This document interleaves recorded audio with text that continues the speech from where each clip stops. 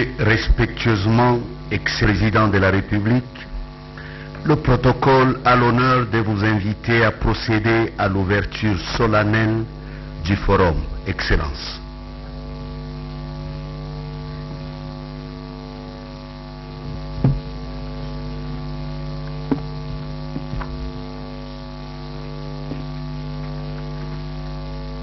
La présidente de l'Assemblée nationale, Monsieur le Premier ministre, Mesdames et Messieurs les membres du gouvernement, Excellences, Mesdames et Messieurs les ambassadeurs, Mesdames et Messieurs les hauts cadres des départements ministériels, Mesdames et Messieurs techniques et financiers de la République démocratique du Congo, distingués invités, Mesdames, Messieurs.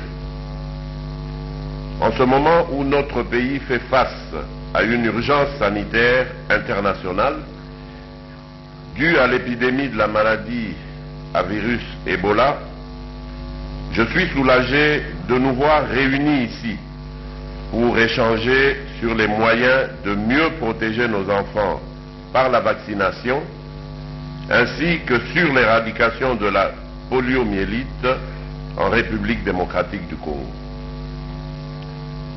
Je remercie déjà tous ceux qui partagent cet enthousiasme avec nous et particulièrement nos partenaires qui se sont déplacés pour participer à ce forum. Distingués invités, notre pays, la République démocratique du Congo, a adhéré à l'agenda de 2030 fixé par le Concert des Nations en rapport avec les objectifs de développement durable.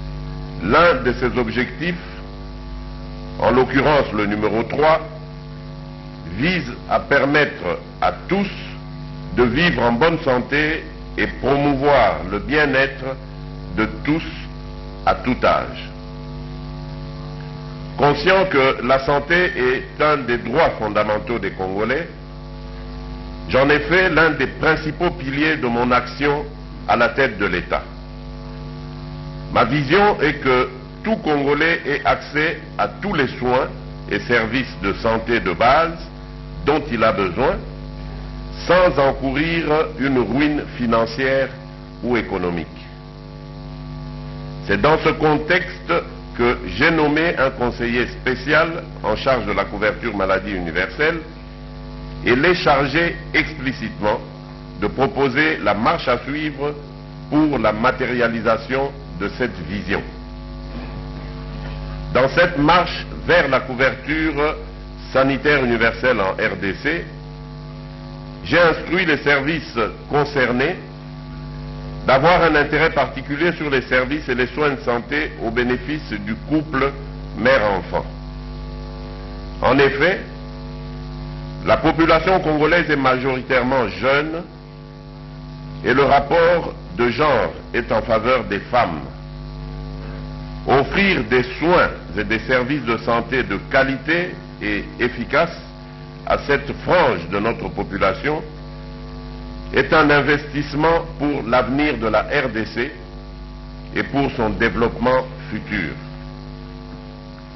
Distingués invités, en ce qui concerne l'enfant en particulier, je suis conscient du fait que, malgré les efforts soutenus du gouvernement et du peuple congolais et l'accompagnement de nos partenaires, notre pays enregistre encore aujourd'hui un taux de mortalité infantile parmi les plus élevés au monde. J'ai pris l'engagement d'inverser cet état de choses et j'y travaillerai sans relâche.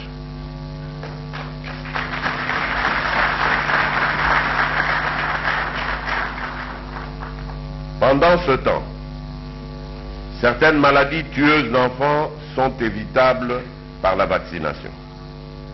C'est pourquoi notre pays a toujours soutenu cette activité à travers le programme élargi de vaccination du ministère de la Santé publique, que ce soit par une vaccination continue de routine que par des campagnes de vaccination de masse. Parmi les campagnes ayant produit le plus d'effets, nous comptons celles menées en vue de l'éradication de la poliomyélite. C'est ici l'occasion de remercier de nouveau tous nos partenaires qui nous accompagnent dans l'offre de ces soins et services de santé au bénéfice de la mère et de l'enfant. Distingués invités, les chefs d'État africains ont entériné lors du 28e sommet de l'Union africaine la déclaration d'Addis Abeba sur la vaccination adoptée en 2017 par les ministres africains de la Santé. L'acte posé par les présidents africains a ouvert la voie à une mise en œuvre accélérée de sa feuille de route garantissant à tous les enfants vivant en Afrique l'accès équitable aux vaccins. La RDC entend tenir ses engagements en cette matière, consciente que cela permettra d'accélérer la réduction de la mortalité maternelle, néonatale et infantile, et ainsi cheminer vers l'atteinte des objectifs de développement durable d'ici 2030. La tenue de ce forum sur la vaccination tombe donc à point nommé et est en harmonie avec la vision de la santé que j'ai mentionnée plus haut.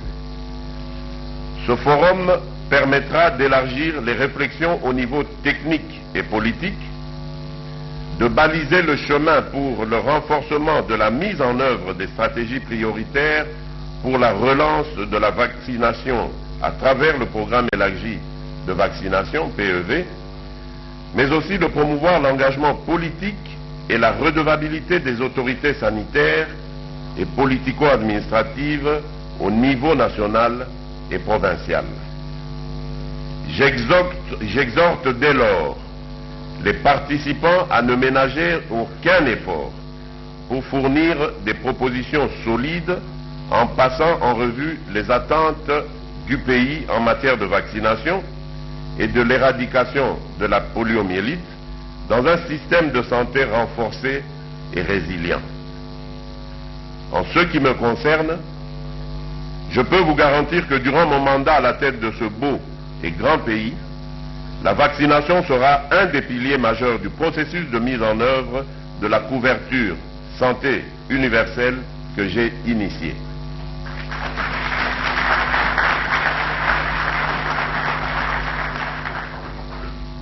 Enfin, je saisis l'opportunité qui m'est offerte en ce jour afin de saluer la collaboration positive avec les partenaires techniques et financiers qui, à travers leurs contributions et leurs appuis, souscrivent à l'amélioration de notre système de santé et au processus national, au processus vital de la vaccination. Convaincu que ces assises déboucheront sur des engagements et partenariats gagnants pour le bien-être des enfants vivant sur le territoire de la République démocratique du Congo, je déclare solennellement ouverts les travaux du Forum sur la vaccination et l'éradication de la poliomyélite en République démocratique du Congo. Vive la vaccination en faveur de chaque enfant. Que Dieu bénisse la République démocratique du Congo. Je vous remercie.